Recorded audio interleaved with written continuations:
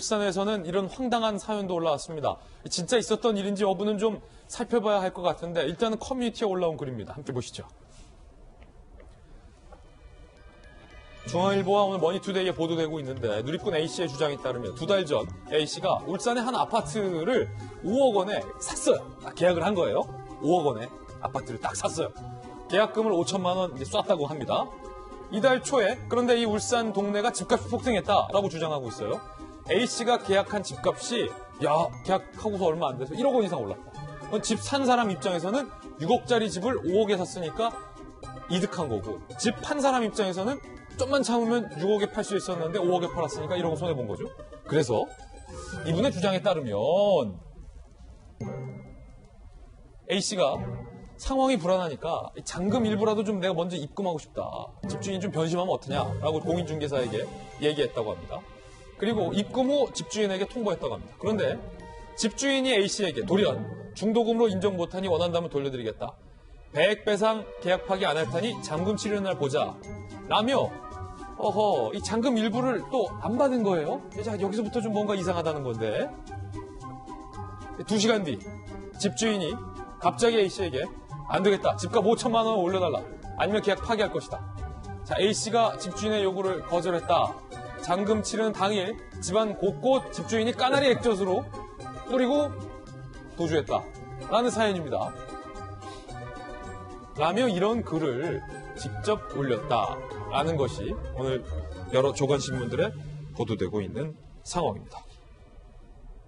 이재명 기자, 이 사연이 진짜입니까?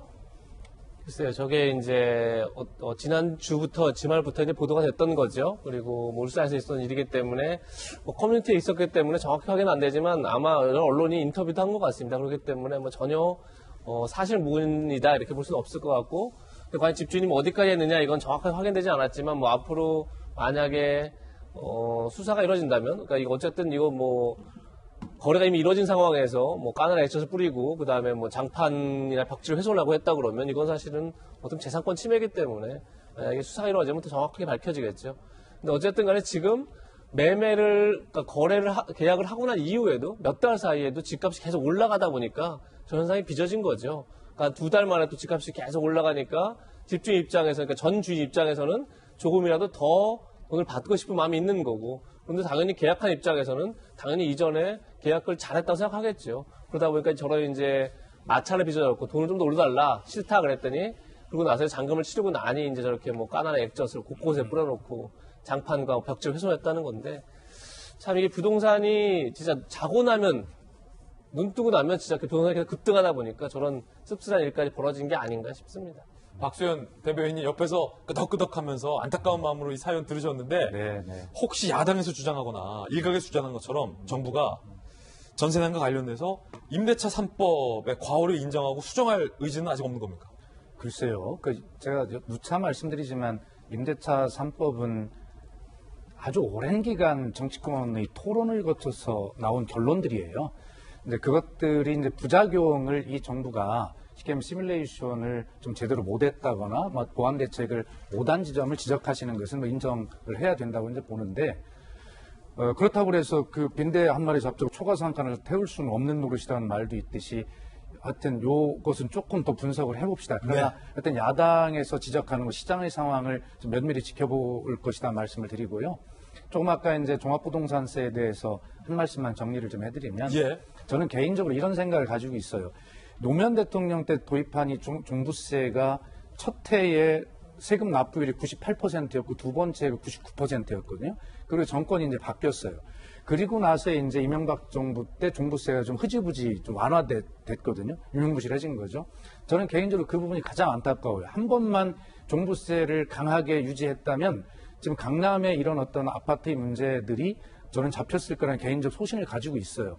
그렇다고 해서 지금 종부세가 막 올라가는데 30년 혼자 사셨다거나 연금소득, 특별한 소득이 없이 이걸 부담해야 되는 이런 국민의 피해, 김병민 의원 말씀대로 당연히 들여다봐야 되는데, 그렇다 하더라도 국가 전체로 본다면 사실은 어떤 지방의 부동산 거래의 어떤 단절이나 이런 세금의 줄어드는 이런 문제를 가지고 지방 재정 이런 것들이 이제 균형을 잡는 역할을 사실 종부세가 하는 것인데, 저는 그래서 또 개인적으로 하나 주장을 하는 것이 뭐냐면 이 종부세를 강하게 유지하되 다만 지금 말씀하신 이런 사연들이 어떤 나오지 않도록 출구를 좀 만들어줘야 되거든요.